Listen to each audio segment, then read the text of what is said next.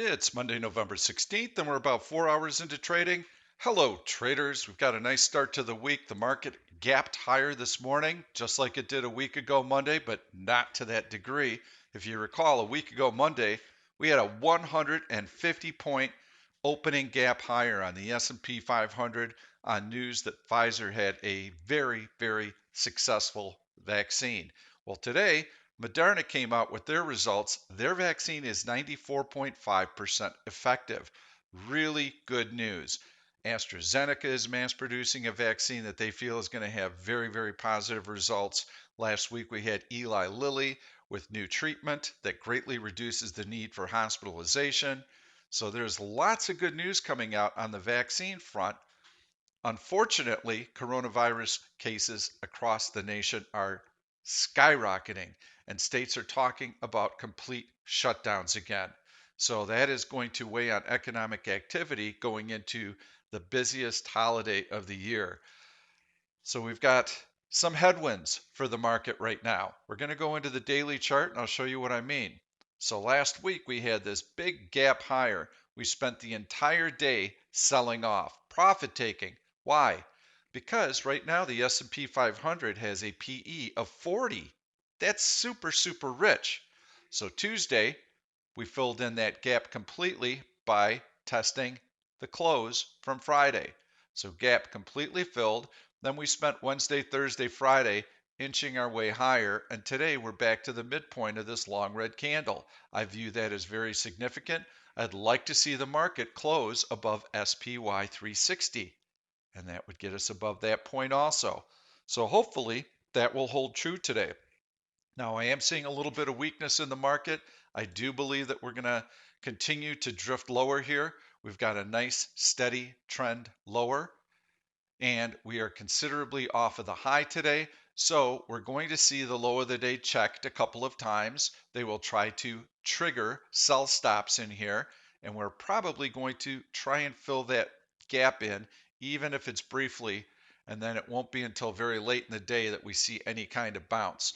Right now, the mentality for investors is, I can't go into the bond market because the yields are not even keeping pace with inflation, so I'm losing money every day that I'm in that.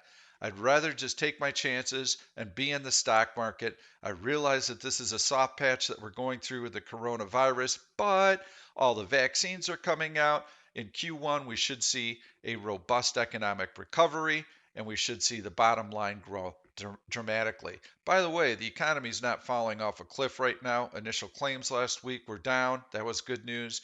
2 weeks ago, we had ISM manufacturing and ISM services, and the unemployment report were all good. So the market is taking that into account as well. Yes, we need the stimulus bill.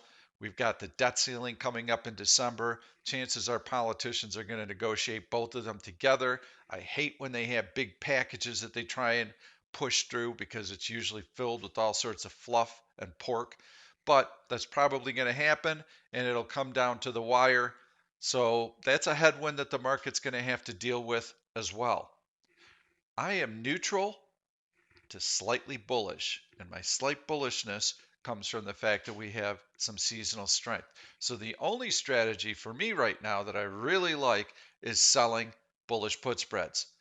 Anytime that the market rallies up and it gets ahead of itself, just like it did today, you're likely to see profit taking because of valuations.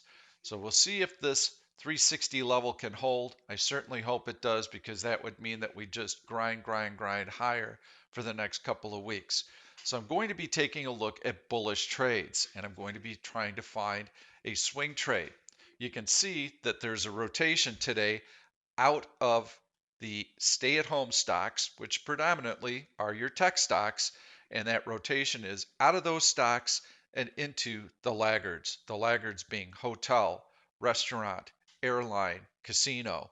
Those stocks are all benefiting from the vaccine news, and we're starting to see some follow through on some pretty nice breakouts in those stocks. For instance, Chevron, energy stocks have been badly beaten down because of global economic activity decreasing as global economies start to improve. The demand for oil will go up. Well, this play is front running that news and saying, well, get the vaccines out there, economies will start to improve. Here's the pop higher on Monday, and we hold that 100-day moving average on Chevron. And today, we're also above the 200-day moving average. This is not my favorite kind of play, to be quite honest with you. I think energy stocks are going to take quite a while to recover. Let's go zoom out and see how low that stock is. You can see it's quite low, and you can also draw this downward sloping trend line right here visually.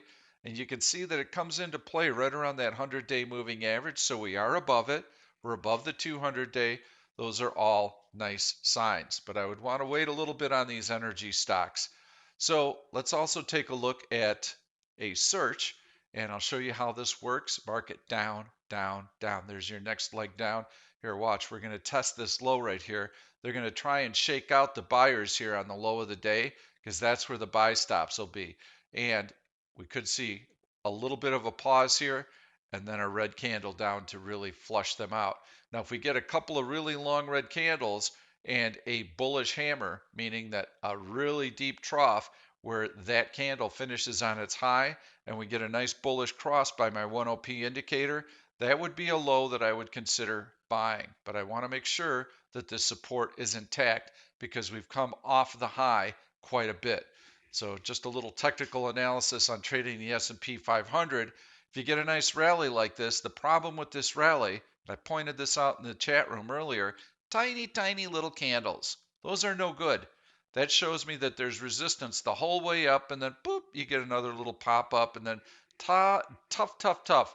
A lot of headwinds up here, tiny candles, and then gradually you start to roll over. And once you get to the point here, if this were a legitimate rally, you would see long green candles stacked and closing on their high. And the first pullback, you would see a couple of red candles, and then after about 4 bars, maybe 5, you would see a long green candle going through the high of the day. That's not happening today. Instead, you're getting this little drift, drift, drift lower that's going to culminate with some long red candles. So the fact that we had this drip lower and this drip higher is what told me that we're probably just going to be giving back some of these early gains. Not a lot of strength today. Pretty poor technical performance. We had a reversal last Monday off of a gap higher. We're seeing the same today. So if you're looking for longs, be patient. That's what you should be taking away from this. You'll probably have a better opportunity today, perhaps in another hour or so, to get into your long positions. So I ran this search, relative strength 30, and when I'm looking at these stocks, I want to see stocks that are up for the day. I don't want to see stocks that are down for the day. If I look at this chart on a daily basis, I'm going to go into a different view. It's below the 100-day moving average, so I'm not interested in trading this. If I'm going to day trade a stock, I need to like it on a swing basis before I can day trade it. So I'm not a big fan of that one. SNOW, same deal here, downward sloping trend line. Don't really see anything compelling there. CHWY, above the 50-day moving average, above the other moving averages. Yeah, not too bad on that one, but I'm still not seeing what I want. Now, there is a stock that was just on my relative strength 30 list that I do like. Foot Locker is not it, but I'm going to click on it. Just going to take a look at some of the other stocks that are showing up. That's pretty nice, but it's got earnings after the close. IQ is the symbol. So let's go right to the quick. I can't find the stock right now on any of the searches, but I know it was up there earlier. There it is right now. No, it's not it. BA is the stock. So I'm going to keep this video pretty short. You know, I did a couple of videos over the weekend. My one Sunday night was fairly lengthy. Had a lot of information include. Talked about lottery trades that we do in the last hour of trading on Friday. If you're interested in that type of options trade, make sure to watch my Sunday night video that I posted. Downward sloping trend line, breakout above the 100-day moving average, breakout above the downward sloping trend line, above the 200-day moving average, strong relative to the market today. Boeing is the stock I like today. And it has been on my searches, but I got too long-winded and it came off of the search. So let's go in and take a look at our strategy. First, let's zoom out, see how that longer term chart looks. There you can see the more points that you can draw in a trend line, the more relevant it is. So you could say, well, here's a trend line right here, Pete. That's a good one, right? Not according to me. I feel that the more points I can draw through, like that one, here, let's just draw the line. Take that trend line there, and look at how many points we crossed through right there. 1, 2, almost 3, 4, 5, 6. That's a lot of points. That makes that trend line significant to me. So we're above the horizontal resistance. We're above the downward sloping trend line. We're above the 100-day moving average. We gapped higher. We held the gap. Now we're above the 200-day moving average, and the stock has relative strength today. All really good signs. Let's go into that 5-minute chart, and let me show you that relative strength. So you can see roughly in the last hour of trading, we'll go all the way back here. The market's been down, down, down. Stock was right about here. Yes, it's down just a little bit, but it's been holding up very, very well. So this is good relative strength, and that's why it came off of my relative strength 30 search. You can see right here the orange line is below zero. Nothing too damaging. I'm going to try and get a bullish put spread off. I'm going to do it so that the market has to come in and the stock has to come in a little bit more. Remember, I told you, I think the market's going to try and check this low. I think it's going to try and flush out sell stops here and come down in here. Well, if it does that, Boeing's likely to pull back as well. Even though it's strong relative to the market, I could get my trade off at a better price. So I'm going to be looking to sell a bullish put spread. Now I have to identify that support level that I would like to lean on. Boy, would I like to get down here on that 200-day moving average. That comes into play right around 179.33. I don't think I'm going to be able to get down to that 180 level and get the credit that I'm looking for unless I go out far in time. And I'm going to have to probably go out 1, 2, 3, 4 weeks. So let's see what we've got. And we'll go down to the 180 strike. And we'll probably be looking at a 180, 177.50. And there you can see we've got that spread is currently 30 cents bid, offered at 85 cents. I would be looking to do that spread for 50 cents. And we're right in between the bid ask spread. So I think this is viable, especially if the stock pulls back with the market. I'm not chasing anything. I'm letting it come to me. So down around that 200-day moving average, I love the stock. I don't think it's going to pull back there again. I think that it's going to be able to hold this breakout. And if we take in 50 cents, there's $2.50 between the strike prices. I have to put $2.50 up, but I get to apply the credit I received, so I only have to put up $2. If I receive 50 cents for that spread, 50 cents divided by $2 represents a 25% return in 4 weeks with a very high probability of success. I get that question a lot. Pete, I just don't get it. I don't get it. Why would I want to try and make 50 cents and risk $2? Doesn't make any sense to me.